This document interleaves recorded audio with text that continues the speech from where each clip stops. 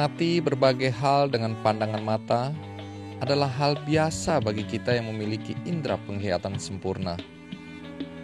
Tidak pernah bisa saya bayangkan kalau mata ini harus kehilangan fungsinya. Saya yakin tidak pernah seorang pun mau dilahirkan dengan kondisi buta.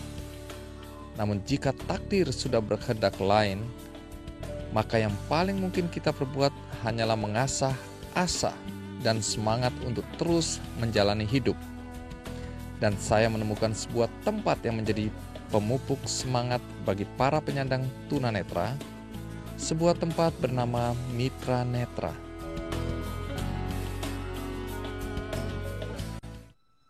Diskriminasi sering terjadi di tengah masyarakat, terutama para penyandang cacat.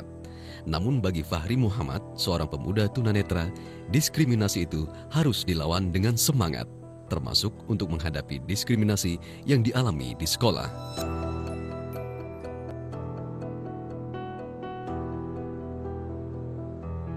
Di Mitra Netra inilah tempat yang menjadi pemupuk semangat dan jalan untuk menggapai impian Fahri, juga para tunanetra lainnya. Seperti Pak Sugio yang mampu mengubah paradigma orang tentang tunanetra. Jika dulu ia berprofesi sebagai tukang pijat, kini bisa menjadi instruktur komputer yang pernah mengenyam pendidikan di luar negeri. Tak hanya itu, Mitra Netra juga menjadi miniatur yang mencerminkan kedamaian akan sebuah kebersamaan, indahnya berbagi. Di sini para orang normal bisa berbagi dengan para penyandang tunanetra. Kemudian lelaki itu menghasratkan dengan segenap kekuatan untuk melihat istrinya berlutut. Seperti yang dilakukan Mela Kartina. Di sela kesibukannya, ia mau meluangkan waktu untuk menjadi relawan di sini.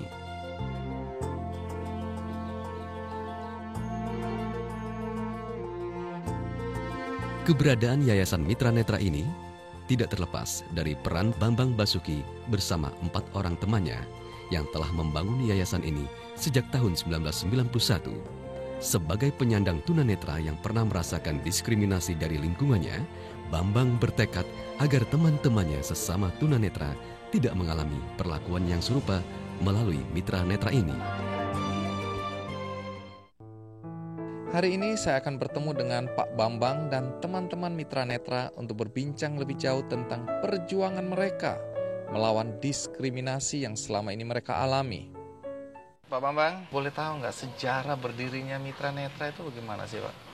Iya, sejarah berdirinya Mitra Netra itu kita dirikan tanggal 14 Mei 1991, berarti sudah 20 tahun. Ini ada pembicaraan antar tunanetra yang sudah berhasil menempuh pendidikan, berjuang lebih tepatnya. Mereka merasakan sekali bahwa tantangan tunanetra untuk bisa mengembangkan potensi melalui pendidikan dan perolehan layanan ini sangat minim. Tapi kita mencoba membuat satu lembaga untuk mengangkat aspirasi ini, lalu mengajak pihak lain memobilisasi resources di masyarakat, baik nasional maupun internasional, untuk membackup kami. Saya dengar bahwa ini juga berangkat dari rasa kecewa ya. Teman-teman tunanetra waktu itu kecewa terhadap apa? Bahwa akses terhadap layanan yang bisa meningkatkan kualitas dan peran tunanetra di Indonesia ini sangat terhambat. Seperti kalau mau masuk sekolah yang tersedia hanya sekolah luar biasa. Sekolah luar biasa ini sebetulnya tidak cocok untuk tunanetra yang biasa-biasa saja. Kenapa? Karena kurikulumnya itu lebih cocok untuk tunanetra yang memiliki masalah akademik, memiliki tantangan lain seperti tunarungu dan seterusnya. Kalau untuk yang biasa saja itu sebaiknya sekolah di sekolah biasa, sekolah reguler. Jadi hambatan utama adalah waktu itu ya 20 tahun yang lalu yang Anda rasakan dan juga dirasakan oleh teman-teman adalah tidak kaum tunanetra, saudara-saudara kita yang tunanetra ini tidak bisa punya akses untuk masuk ke sekolah-sekolah umum begitu. Ya, dan juga layanan yang sekarang yang ada itu masih sangat konvensional ala kadarnya. Jadi Anda dan teman-teman merasa waktu itu ruang lingkupnya sangat terbatas ya? Amat sangat terbatas dan tidak mungkin bergerak. Kalau saya dengar kan Pak Bambang juga punya kekecewaan ya, ketika sebagai tunanetra ada hak-hak yang dirampas. Persisnya apa yang terjadi pada Anda waktu itu?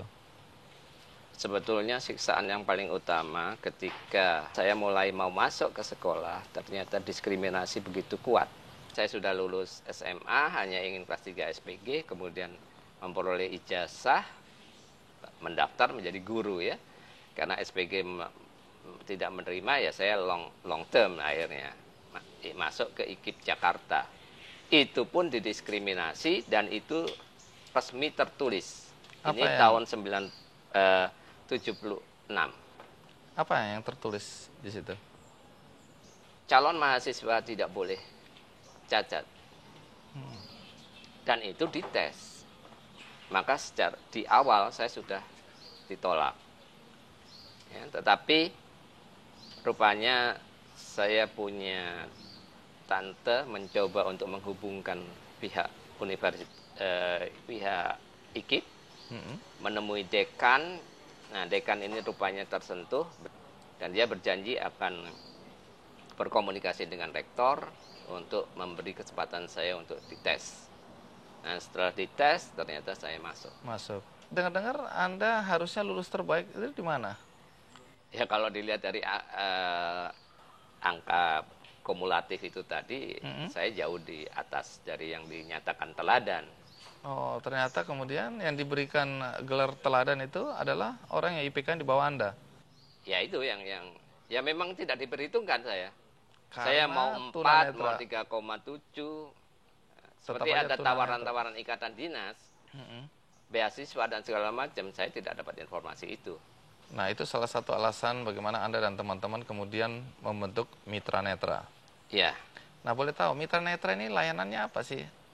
mempersiapkan mereka dalam dunia inklusi, ya. Mereka harus ada keterampilan untuk inklusi seperti mengetik awal.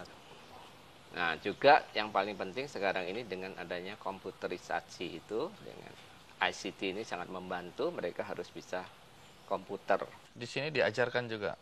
Iya, kita mengajarkan di sini, Oke. dan kita juga capacity building lembaga-lembaga lain di seluruh Indonesia. Dan juga kita memberi informasi pada sekolah-sekolah bahwa tunanetra punya hak untuk ke sana dan dia mampu. Mereka akan mengatakan, kami nggak siap. Nah, maka kita siap dengan mengatakan, kami bantu.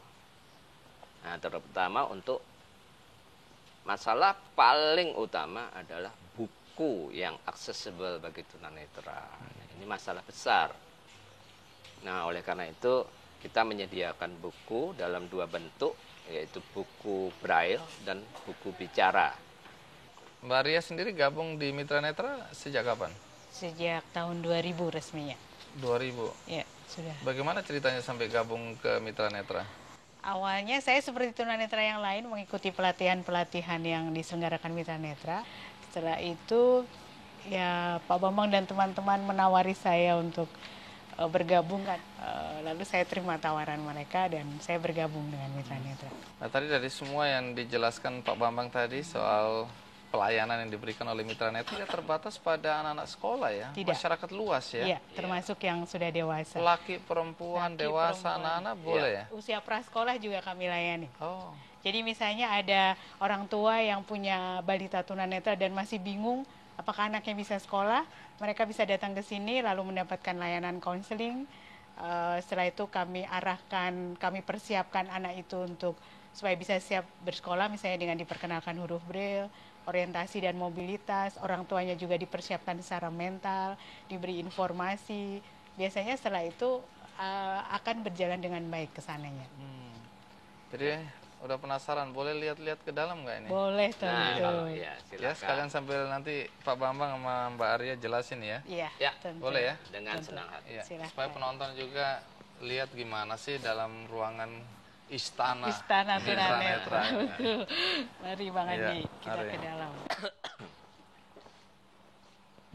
Ari ini sekolah di sekolah umum.